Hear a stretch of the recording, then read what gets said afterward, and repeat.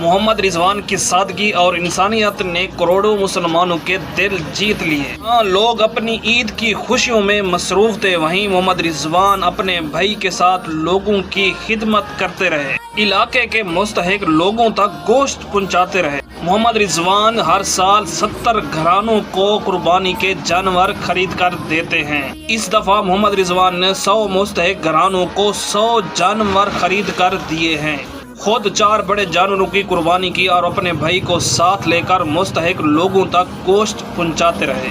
ایسے لوگ معاشرے کے لیے مثال ہوتے ہیں جو اپنی خوشیوں میں دوسروں کی خوشیوں کو شامل کرتے رہتے ہیں۔ پاکستان اور آسٹریلیا کے ون ڈے سیریز میں محمد رضوان کو شامل نہیں کیا گیا۔ سرفراز احمد محمد رضوان کے حق میں بول پڑے۔ محمد رضوان کو ٹیم میں نہ کھلانا اس کے ساتھ نا انصافی ہے، کیونکہ محمد رضوان کا ون ڈے میں سب سے زیادہ سکور ہے۔ آپ کے خیال میں محمد رضوان کو ون ڈے سیریز میں نہ کھلا کر اس کے ساتھ اچھا ہوا ہے یا برا ہوا ہے؟ آپ نے کمنٹ میں لازمی بتانا ہے۔